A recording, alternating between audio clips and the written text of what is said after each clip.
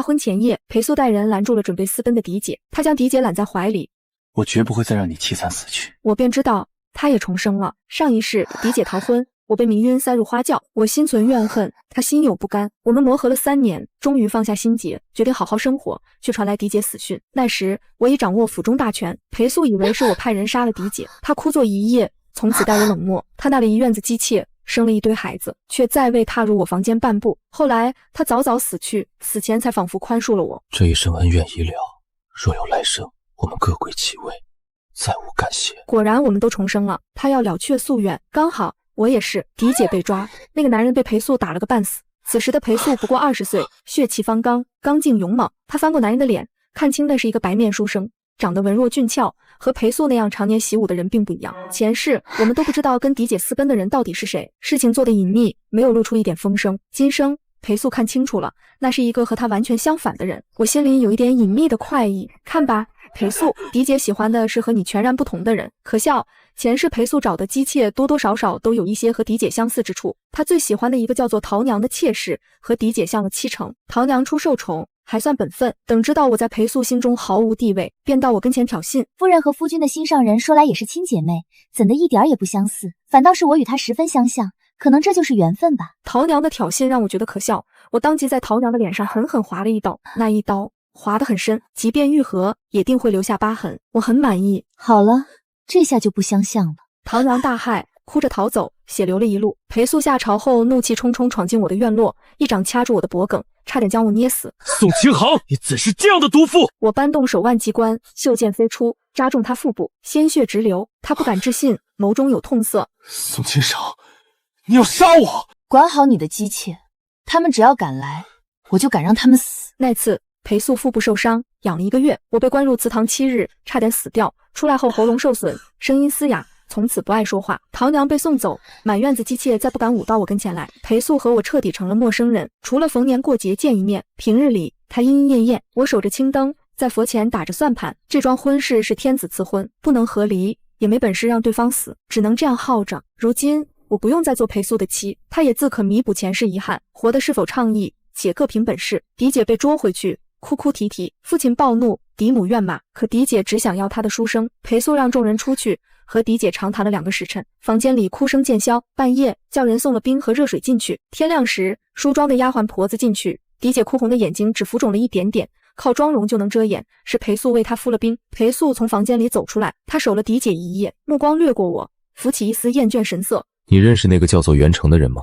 袁成便是和狄姐私奔的书生，前世今生我第一次知道他的名字。我摇摇头，裴素嗤笑一声，显然不信。你最好不知。我心中升起愠怒，前世他活到了40岁，我和他相处20多年，已然知道他是什么德行，但今生他对着没见过几次的我就下这样的决断，未免太过恶心。狄姐知道得很清楚，你不如问问狄姐。裴素冷了脸，你这般性子，活该受苦。前世我与裴素互相磨合的那3年，他恨狄姐，我恨家人，偶尔放下成见，聊聊过往。我告诉他我的身世，嫡母是个大美人，父亲爱重她，为娶她许下重诺，绝不纳妾。可父亲醉酒睡了嫡母的贴身丫鬟，那丫鬟后来有孕，变成了我的母亲。我自一出生便被嫡母和父亲厌弃，后来母亲去世，我成了狄姐的丫鬟。狄姐恨我，厌我，视我如眼中钉。若非她私奔，恐怕没人会想起来府中还有我这个2小姐。曾经裴素怜我，说定会待我好，这是我和他感情转暖的开始。我们有过一段甜蜜日子，可后来这成了他攻讦我的理由。你若真是好的，又怎会爹不疼娘不爱？你好好想想，是不是自己的问题？宋清航，你这样无情的人，难怪亲缘断绝，孤家寡人。他说错了，我死的时候，他的子子孙孙将我围了里3层外3层，个个都想在我跟前尽孝，只盼我多给他们一些财产。前世之事让我懂了2点，一是男人不如钱财靠得住，二是别轻易和人交心，以免我的真心成了他捅向我的刀子。我看向裴素，勾唇一笑，你有福，你夫人差点跑了。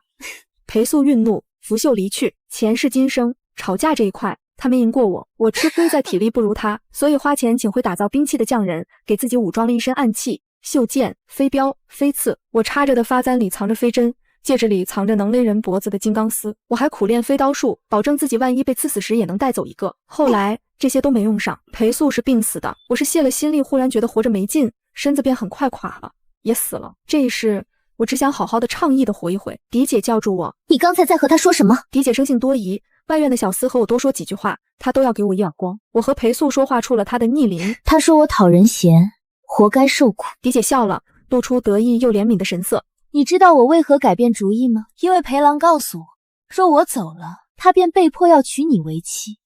他不想和一个贱婢生的女儿配成一对，他求我可怜可怜他。宋青石，你真可怜啊！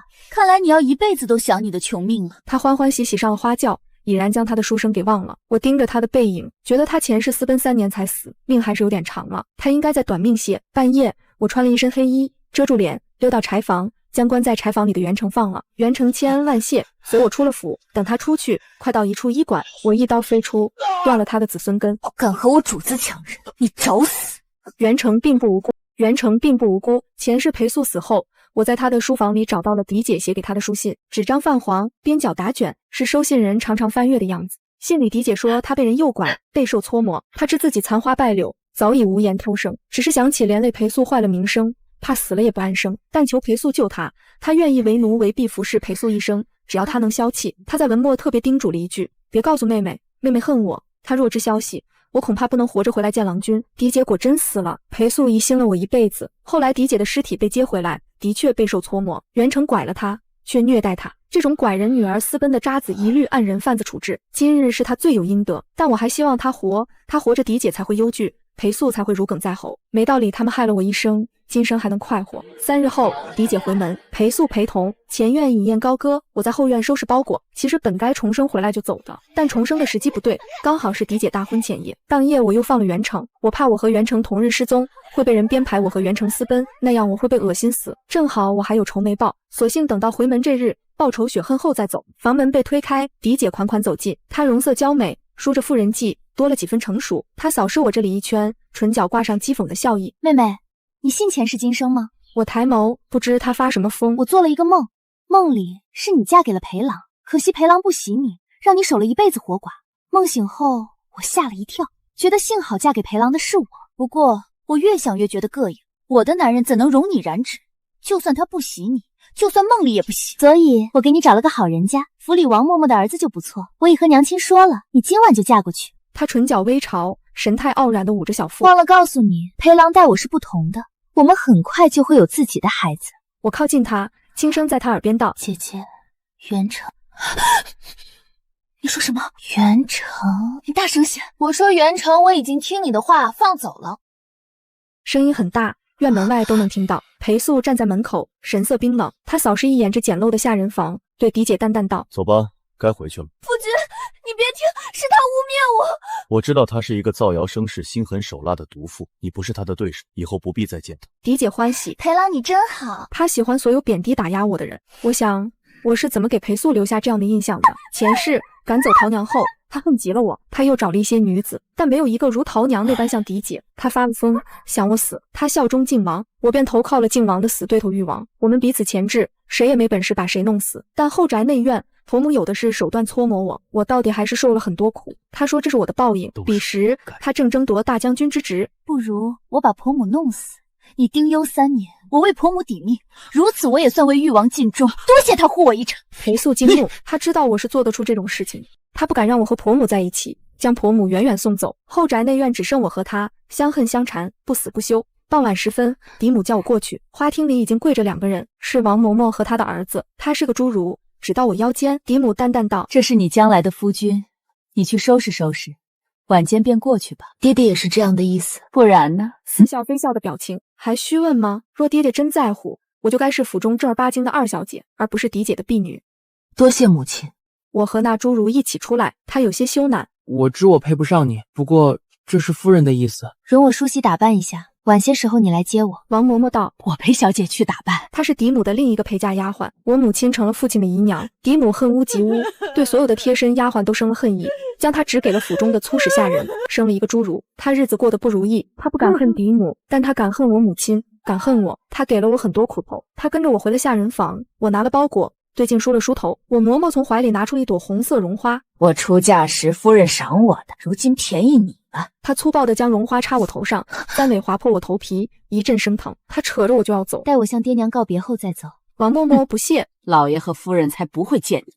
王嬷嬷，我们以后就是一家人。我今天要是随随便便出了这个门，以后可再没机会向爹娘要钱了。王嬷嬷估摸着父亲下朝和母亲用膳的时候，带我到了前院。他进去说了几句，便让我进去给父亲和嫡母敬茶。他给我使了个眼色，将侍奉的丫鬟都带了出来，估计是方便我撒泼打滚向父母要钱。父亲、嫡母端坐高堂，神色漠然。我是父亲不忠的证据，是嫡母幸福的污点。他们漠视了我一辈子。上一世嫡姐私奔，他们劝我替嫁，我不肯，便将我迷晕塞入花轿。我是被人架着拜了堂的。到了喜房时，依旧五花大绑，口塞麻盒。裴素愤怒，感到屈辱，我也痛恨，感到命运不公。我明明已经攒够了银钱，花钱偷偷办了路引，打算趁着嫡姐大婚，防守松懈逃出去的，可一切都毁了。我骂裴素，骂父母，骂嫡姐，骂能看见的所有人。裴素听着听着冷静了下来，他发现我比他更惨，他好像就没有那么惨了。裴素说，事情不能就这么算了，他带着我一起杀回去。他对父母冷厉道，要想让我认下宋清长也可以，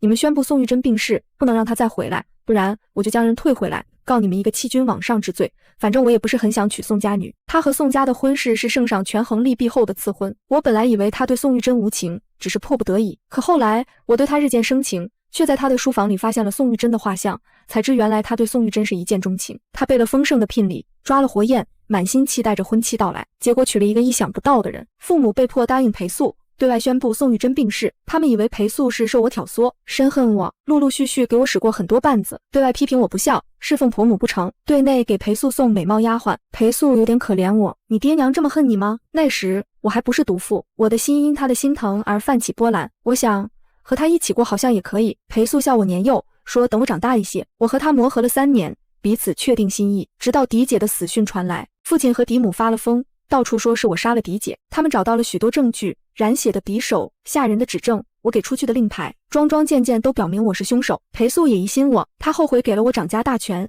让我可以自由调动人手。他不动声色地调走我的亲信，在我解释时又冷淡道，反正人已死了，随你怎样说。我闯进宋府和嫡母对峙，嫡母站在高阶之上，冷冷地盯着我，我的女儿死了，你个贱婢的女儿凭什么好好活着？贱婢就是贱婢，一辈子都休想爬到我头上，只要我活着，就会让你生不如死。他践行了自己的话。裴素后来纳的许多与嫡姐相似的姬妾，都是他想方设法送到裴素身边的。我也学他，找了个和嫡母很像的年轻姑娘送到父亲身边。父亲果然迷失，养了外室。嫡母发了疯，他终于明白，男人的裤腰带是自己解开的。宋家丑事纷纷扬扬，裴素开始惧怕我。他说，你们一家都是疯子。我也痛恨这样的自己，报仇就报仇，却让父亲爽到了。我很不甘心，趁着半夜，父亲从外室那边出来，我让人割掉他的命根子喂了狗。这下我彻底安逸了，嫡母也安逸了。他开始瞧不起父亲，一门心思地培养儿子。他的儿子马上籍贯，已经得了个官职。这个兄长小时候一直欺负我，我有一种预感，若是让他成了事，我的日子恐怕不会好过。我给嫡母送了个小官，那小官擅长伺候人，能力卓绝。没多久，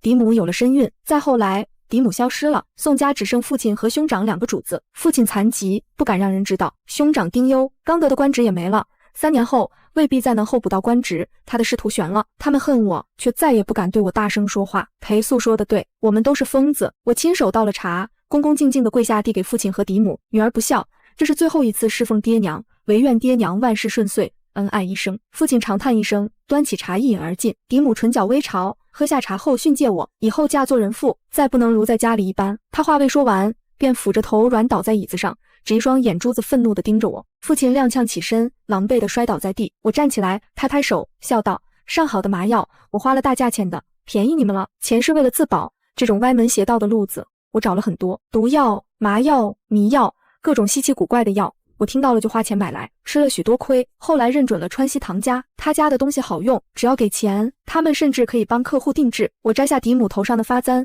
簪子飞出，射向父亲胯间，鲜血迸出。父亲睁大眼睛，嘴巴大张，却只发出一声短促低哑的。嫡母惊恐，眼角流泪。我拿出一根长针，捅入他的耳朵。既然偏听偏信，那就干脆别听了吧。本来还想废了他的眼睛，但眼睛瞎了，他又怎么看到宋家落魄，只能退而求其次。我将2人拖进内室，翻箱倒柜地找出银票、金银，揣在身上。离开之前，我看向父亲，爹爹，要保密哦，你也不想当不成官，被人笑话是太监吧？父亲目眦欲裂，却动弹不得，生生受着疼。我心里快意了一些，我对生母的印象已经模糊，只有她死时下体鼓鼓的血让我想起一次，便心惊一次。她又有了身孕，父亲亲手给她灌的药，她只想要个玩物，可不想家宅不宁。生母没扛过那药，父亲还有点遗憾。他说，不中用的废物。声音凉薄刺耳。如今我看着他汩汩流血的下体，淡淡道：不中用的废物。又看向嫡母，忘了告诉你，姐姐回门那天，我给你们的饭菜里都下了蕨子药，她爱喝的那道汤里蕨子药的分量最多，抽空给姐姐请个大夫看看吧。那蕨子药对女不对男，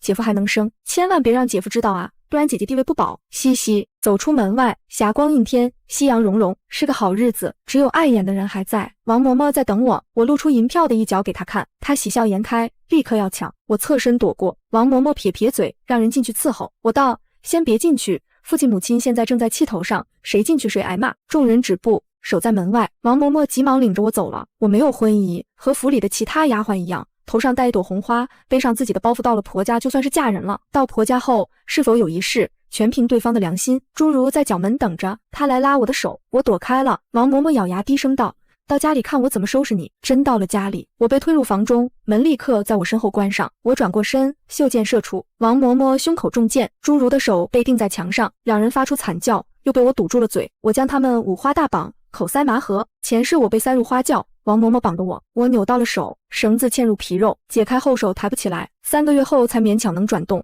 但到底伤了筋骨，扭动到某个位置就会如针刺般疼痛。我折断王嬷嬷一根手臂，她涕泪横流。她和我生母同是嫡母的贴身丫鬟，她们做过一阵子好姐妹，可后来就属她搓磨我生母最狠。前世我收拾嫡母时，顺手收拾她。我问她为什么那么恨我生母，她受不住痛，老实交代，大家都是奴才，凭什么她能爬上主子的床？父亲强暴我母亲那天，她在场，父亲选了我母亲，而不是他，他便恨上我母亲。后来他被嫡母迁怒，嫁给一个龌龊之人，更恨我母亲。父亲要给母亲灌堕胎药，王嬷嬷加重了药量，我母亲才惨死。她得了一份父亲的赏，又得了一份嫡母的赏。今生我什么都不想问，我只想痛痛快快的报仇，无牵无挂的离开。我给他喂了一颗毒药，乖乖听话，不要出去乱说。我1个月给你一次解药，不然的话就等着肠穿肚烂死掉。王嬷嬷惊恐，我打开门，悄然离去。其实哪有什么解药，那是凝缩的朱砂丸，会一点点侵蚀他的身体，让他慢慢的烂掉。天黑月明，夜色朦胧，我静悄悄地走入其中，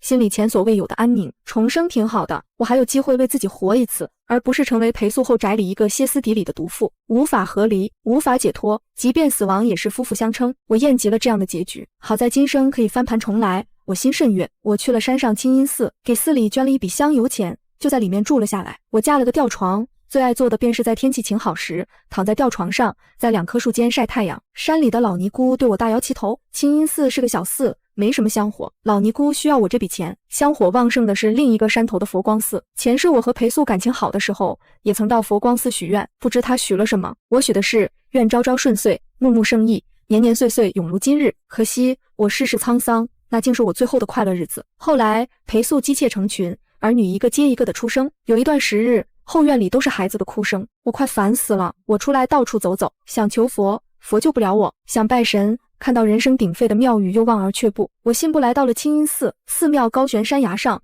也不知当初是用何等物力才造就，雕梁画栋，飞檐峥嵘，曾经也应是辉煌过的，可后来竟成了残垣断壁的老旧模样。大抵繁华只在刹那，无常才是永恒。我想得出了神，听到一个声音担忧道：姑娘，你还好吧？我回眸看到了一个清俊儒生，他一身简素不一，眼眸担忧。他叫徐隐之，替清音寺打理寺庙的田产，每半旬来一次清音寺，给寺里报账，顺便帮山上的师太们采购些物资，这是他明面上的身份。后来裴素死了，陛下猝死，靖王和誉王争夺皇位，两败俱伤，是以故太子的遗父子小皇孙登上了皇位。皇孙登基，迎回忍辱负重躲在清音寺的太子妃，尊为太后，接着便封赏功臣。封赏的第一个功臣就是徐隐之。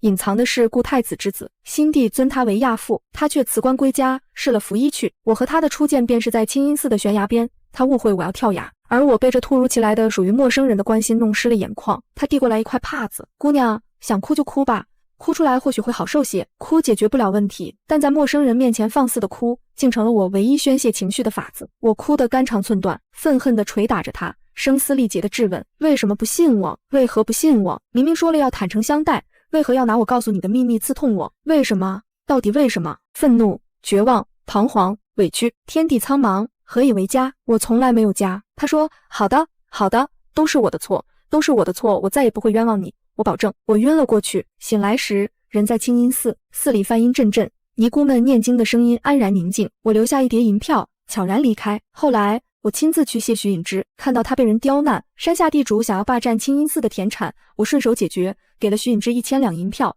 作为在他身上发泄情绪的谢礼。徐允之推辞不受，我强硬留下。一个小男孩跑过来，抱住他的小腿，抬眸眼巴巴看我，我拿出饴糖给他。小男孩看一眼徐允之，徐允之叹息一声，自己接过饴糖吃了一口。等了一会儿才给小男孩吃，我当时以为他们只是家教好，不轻易吃陌生人的东西。等先皇登基后，我才想明白，徐允之是怕有人毒害皇孙，又心疼皇孙可怜，便以身试毒，自己试过才敢给皇孙吃。这是我和徐允之仅有的几面。后来我继续在裴家的泥潭里斗天斗地，末了黯然死去。他隐姓埋名，教导皇孙，功成名就，辞官归家，彼此再无干系。今生我来到清音寺，是想等他。既然我重生了，前世我能给誉王提供那么多的财富，今生也可以为小皇孙提供。4月的一个清晨，我斜倚着树干，咬着柳枝闲闲的刷牙，便看到薄雾中一个人缓缓涉级而上，手里牵着一个小男孩。雾霭沉沉，他眉眼沾了水汽，带着春天的诗意就这样撞进了我的眼睛。他对我点点头，我觉得手中的柳枝实在粗糙，让我显得很不聪明。他跟师太报账，小男孩在寺里乱溜达。一间自我到来后便一直紧闭着的房门轻轻打开，从中走出一个尼姑，她眉眼轻挽，含着清愁。看见小男孩，她眸波微动，温和道：“豆豆，你来了。”我忍不住扑哧一笑，未来的皇帝竟然叫豆豆。众人看我，我拿出一块饴糖，笑道：“豆豆，吃糖吗？”我说着，掰下一块饴糖扔进自己嘴里，糖真甜。苦日子离我远点，我以看手相为名，给寺里的尼姑都看了手相。曾经的太子妃，如今的徽真师太并不信这个，但豆豆感兴趣，他伸出小手，高高兴兴地让我看。我故意顿住，看了半晌，认真道：“命格极贵，卧薪尝胆20年，必偿所愿。”徽真师太眼波微动，徐允之看向我，有一瞬失神。待他们下山时，我递给徐允之一个锦囊，他讶异：“这是什么？”我道：“诚意，1万两银票以及未来京中即将发生的事情，先生请答允我3日后再看。”徐允之沉默良久，应了下来。他是谦谦君子，信守承诺，说到就会做到。东西给他，我放心的，算是我的一笔投资，但求将来能分一杯羹。徐允之下山后没多久，我也下山了。他们的大事我帮不上太多忙，前世我给誉王钱，誉王给我保护，如今我能做的也只是多赚钱。我取到水路，先到扬州，路上听到京城来的人八卦，说起京城宋家，说他家近日格外倒霉，先是死了个2小姐，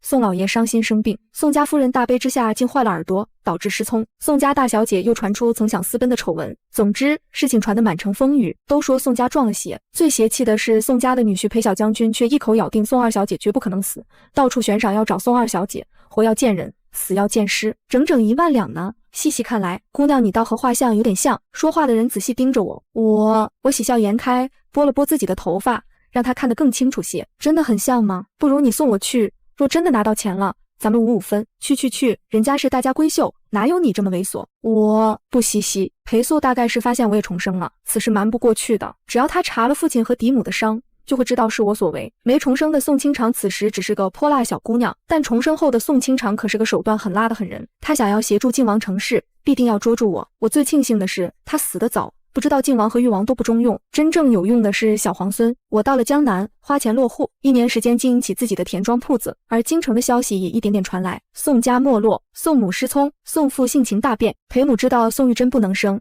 开始主动给裴素纳妾，裴素2世才抱得美人归，自然不肯。裴家每天都是战场。等一家人闹腾的差不多的时候，我放出了桃娘。1年前我就命人找到了桃娘，将她从花楼里赎了出来将养着。有一日，手下前来禀告我说桃娘好像变得不一样了。他们听到她神神叨叨地说：“太好了，再来一次，我一定让宋清长那个贱人生不如死。”她变得格外淡定，在没有之前不知道未来在哪里的慌乱。我便知道桃娘也重生了。我养了她大半年，只让她主动发现了一个信息，裴素也重生了。桃娘兴奋得要命，当即找到空子逃了出去，前往京城投奔裴素。从江南到京城，路途遥远，她一个姑娘家的，我不放心她孤身上路，干脆花钱雇了个保镖，保镖叫做袁成，他唯一的任务就是远远地看护着那位姑娘，让她平平安安抵达京城就好。1年前，袁成被废了命根子，但没死，他爬到医馆，被救回来一条命。他养好伤，流落到南风馆，成了伺候男人的小官。我找人将他赎回来，训练成了一个刺客。桃娘是他的第一个任务，他看到桃娘的一瞬间就失神了，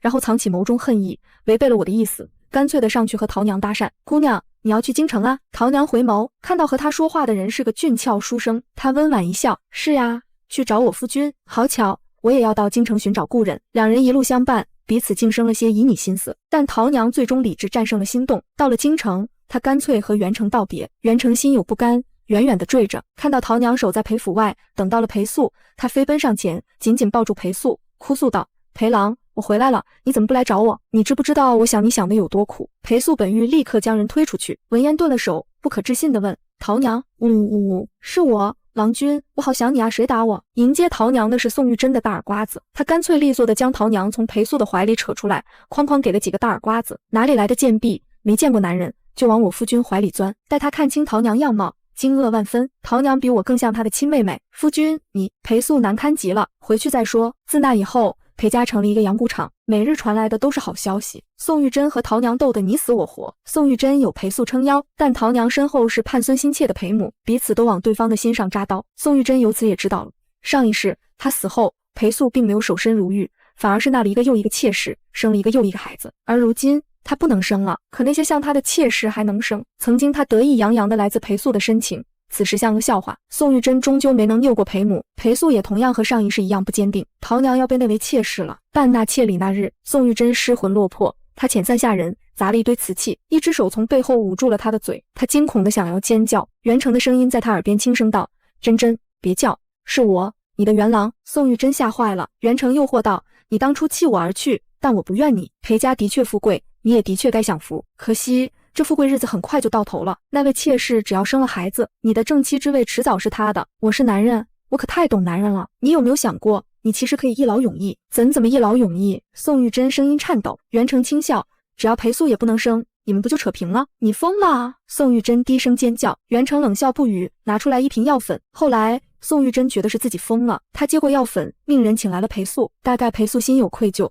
她真的来了。宋玉珍奉上一碗醒酒汤，泪眼盈盈地看着他。裴素一饮而尽，声音艰涩地安抚：“珍珍，你放心，我只是想生个孩子，只要生了孩子交给母亲养，我就将他送去庄子上，再不复相见。”宋玉珍来不及回答，袁成忽然闯了进来，二话不说，射出飞镖，发出袖箭，拉起宋玉珍就往外跑。“珍珍，我们走！”宋玉珍吓得牙齿打颤，这和他想的不一样，两人没有逃掉，被看家护院拿下，跪在大堂。裴素捂着胸口怒目而视，他夺过了飞镖，没有躲过袖箭，依旧受了伤。他问袁成：“宋清长在哪里？你和宋清长是什么关系？”“宋清长？那是谁？”“宋家二小姐。”“她不是死了吗？那你的主子是谁？”“不知道，没见过。”裴素觉得有些不对劲了，前世他恨我入骨，甚至怀疑袁成是我故意找来勾引嫡姐的，可现在他很确信我和袁成并无关系，他的确猜忌错了我。他又问：“我明明已经放了你，你为什么还要再行刺我？”袁成嘿嘿冷笑：“你让我做不成男人，我凭什么要放过你？不过现在你已经和我一样了，你喝下的那碗醒酒汤里有蕨子汤，袖箭上也抹了毒，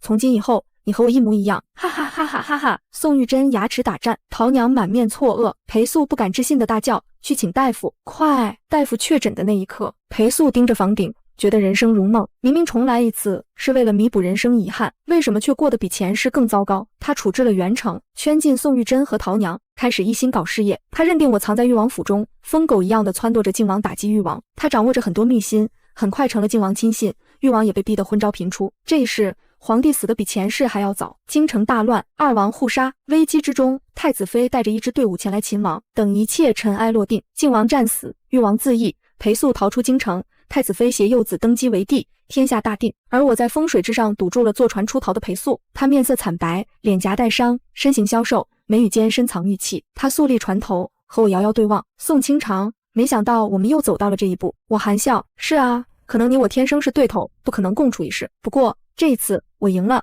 当然上一次我也没输。我死之前将所有的家财交给了新帝，唯一的要求便是你的儿孙将来各凭本事，谁也别想沾我的光。我的恩情绝不会及你的子孙。”裴素惨笑：“你如此恨我，不该吗？”我冷声问：“我唯一曾经交托过真心的人就是他。”转瞬他便将真心弃如敝履。他不信我，怨憎我，袒护妾室，打压我。若非我找到了誉王做靠山，只怕也只是深宅大院的一缕幽魂。裴素仰天大笑：“前世恩怨已了，今生你想要抓我立功，那就亲自来吧。”我疯了吗？我抬了抬手，无数箭矢飞向他乘坐的小船，再次上演了一遍什么是草船借箭。裴素不敢置信地倒了下去，算他懂事，没有掉进河里，省去了我打捞的麻烦。他临死前嘴唇翕动，眼泪滑落，他应该是想说什么的，可我只是冷静地盯着他，直到他咽气。我带着裴素的尸首回京，新帝大喜，封我为郡主，徐引之依旧为亚父，太子妃为太后，垂帘听政。我请求去抄了裴家，在地牢里放出宋玉珍和陶娘。陶娘看见我，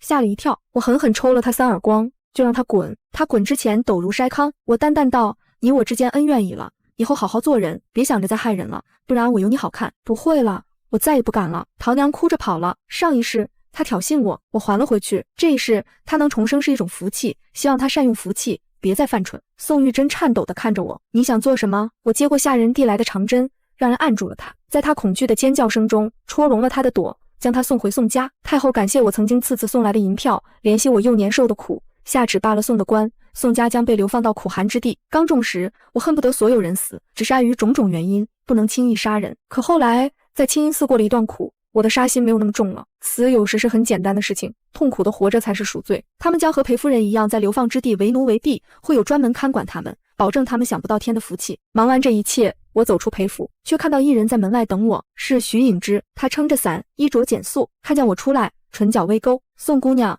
好久不见，你还好吗？前世金扑而来，眼前人与前世悬崖边误以为我要跳崖的身影重合在一起。我看着他，微微一笑，由衷道：我很好，一切都好。我看着徐颖之撑着的青竹伞，伞沿凝着细碎的雨珠，落在青石地面上，晕开一圈圈浅浅的湿痕。暮春的雨不似盛夏的滂沱，只是绵密的凉，裹着淡淡的草木香，漫过裴府朱红的大门，也漫过我心底最后一丝沉郁。徐先生怎会在此？我收了手中的马鞭，指尖还沾着些许裴府门环的铜锈，语气轻缓，没了往日的凌厉。他将伞往我这边倾了倾，遮住飘来的雨丝，眉眼间的温和一如初见在清音寺的悬崖边。太后听闻你今日来抄裴府，恐你善后反锁，令我来看看，若有需相助之处，尽可直言。我轻笑一声，摇了摇头，不过是些收尾的小事，劳烦先生跑一趟了。说罢，我抬步往巷口走，他亦步亦趋地跟着，青竹伞的影子一半附在我身上，一半落在他素色的衣摆上，一路无言，却无半分尴尬。巷口停着我来时的马车，车夫见我出来，忙掀开车帘。徐颖之伸手欲扶，我却微微侧身，自己先连坐了进去，又探出头来，对他道：先生若无事，不如同我去城南的酒肆小坐。我做东，谢先生昔日在清音寺的照拂。他眼中闪过一丝讶异，随即颔首，故所愿也，不敢情耳。城南的酒肆名唤望春，临着护城河，虽不比京中顶级的酒楼奢华，却胜在清静。临窗的位置能看见河面上的花舫，烟雨朦胧中如一幅淡漠的山水画。我点了几样清淡的小菜，一壶温好的桂花酿，酒液清纯，带着淡淡的桂香，入喉不烈，止于清甜。徐颖之执杯浅酌，目光落在窗外的河面上，轻声道：自你离开清音寺，我便知你绝非池中之物，只是没想到你竟能筹谋至此。我捏着酒杯，卑鄙的瘟疫透过指尖漫开，想起重生以来的步步为营，从放走袁成到报复宋家，再到投资小皇孙，每一步都走得小心翼翼，如履薄冰，不过是不想再重蹈覆辙，为自己争一条活路罢了。前世的苦你受得够多了。他的声音很轻，却精准地戳中我心底最柔软的地方。前世那些守着青灯的夜，那些被裴素冷待的日子，那些在深宅里斗智斗勇的疲惫，仿佛还在眼前，可如今想来，竟如隔世。我抬眸看他，他的目光清澈，不含半分探究，只有纯粹的怜惜。这让我想起前世在清音寺的那次崩溃，在他面前肆无忌惮的痛哭，捶打着他质问为何不信我，而他只是温柔的安抚，说再也不会冤枉我。那是我这辈子唯一一次在陌生人面前卸下所有伪装，展露最真实的脆弱。先生倒是通透。我饮进杯中酒，桂花酿的清甜在舌尖化开，压下了心底那一丝不易察觉的酸涩。不过都过去了，如今宋家流放，裴素伏诛，陶娘远走，我这一辈子的仇也算报完了。仇报完了，往后呢？他看着我，眼中带着一丝询问。往后，我愣了愣，这是我从未认真想过的问题。重生以来，我的人生只有一个目标，那就是报仇，让所有亏欠我的人都付出代价。如今大仇得报，竟一时有些茫然，仿佛心中那根紧绷了许久的弦忽然断了。或许会离开京城吧。我望着窗外的烟雨，轻声道：江南的水软风轻，比京城的勾心斗角更适合我。徐颖之闻言，唇角微扬，眼底漾起一抹笑意。江南却是好地方，只是若你想走，何时都可。只是太后那边怕是舍不得你。我知晓他的意思。太后念着我昔日的资助，又怜惜我幼年的遭遇，封我为郡主，赐了府邸，待我如亲妹。若我执意离开，她定然会不舍。可京城于我而言，满是过往的伤痛。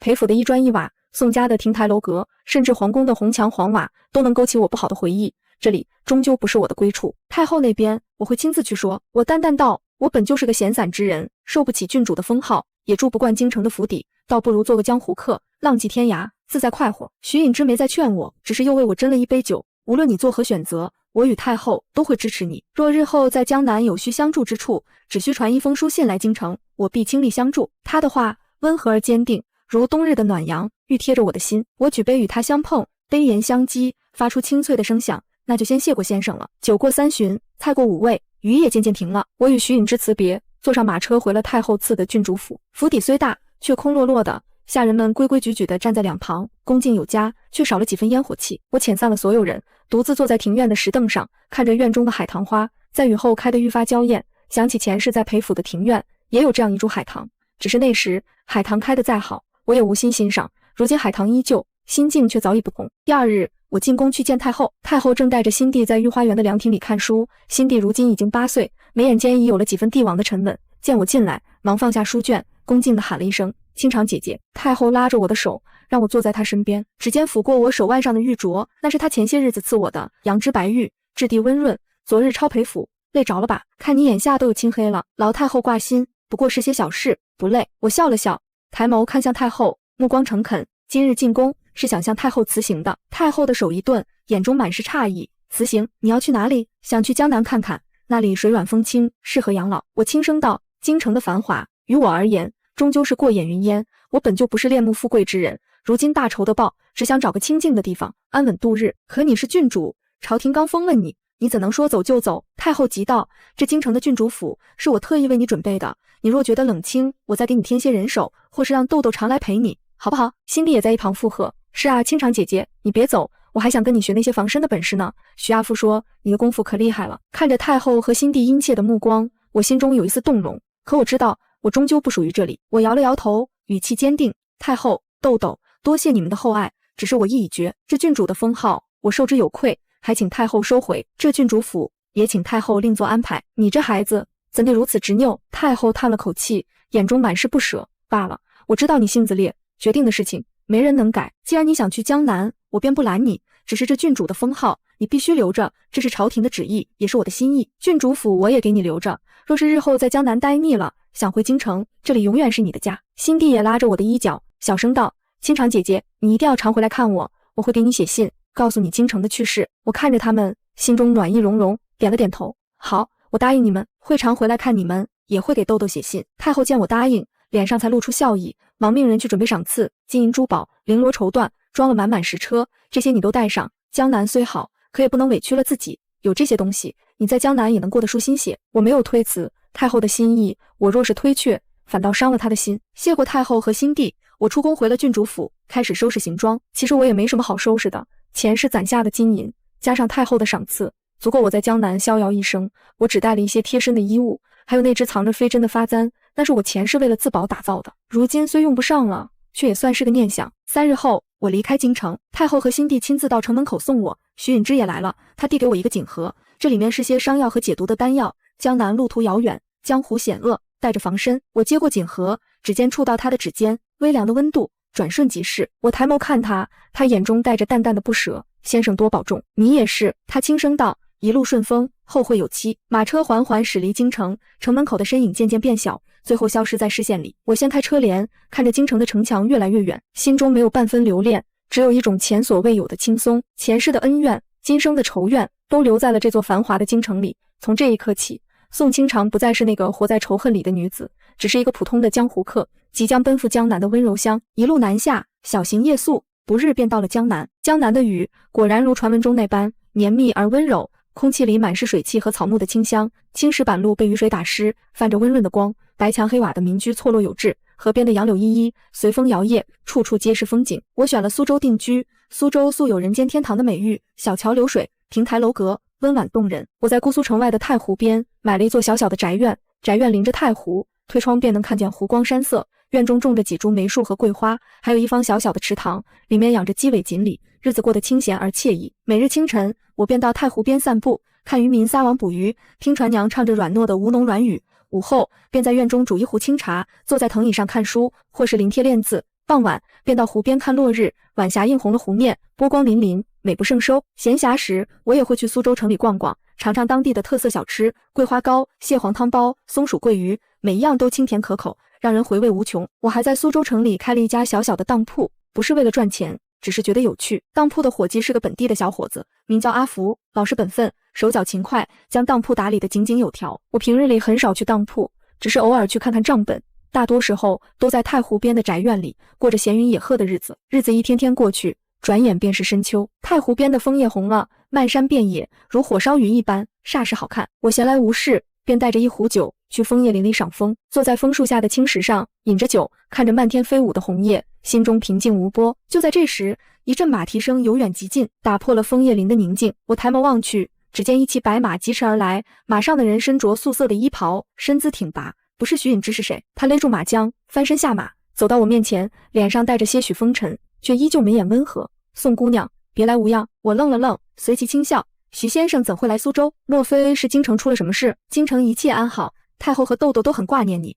命我来江南看看你，顺便送一封豆豆的信给你。他说着，从怀中掏出一封信递给我。我接过信，信封上是辛蒂稚嫩的字迹，写着清长姐姐亲戚。拆开信，里面是辛蒂用毛笔写的几行字，说他最近读了很多书，徐阿父教了他很多治国的道理，还说京城的海棠开了，可惜我不在，看不到，让我一定要早点回去。看着信上稚嫩的字迹，我心中暖意融融，嘴角不自觉地上扬。太后还说，若是你在江南过得舒心，便让我在江南多留几日，陪你走走看看。徐颖之看着我，眼中带着一丝笑意。我抬眸看他，枫叶落在他的肩头，添了几分诗意。既然如此，那先生便在苏州小住几日吧。我做东，带先生好好逛逛苏州的美景。接下来的日子，我便带着徐颖之逛遍了苏州的大街小巷，去看拙政园的亭台楼阁，去游寒山寺的古刹钟声，去尝苏州的特色小吃，去太湖边泛舟。他本是谦谦君子，知书达理，对江南的风物人情也颇有兴趣。我们一路同行，相谈甚欢，从诗词歌赋到治国安邦，再到江湖趣事，无话不谈。我发现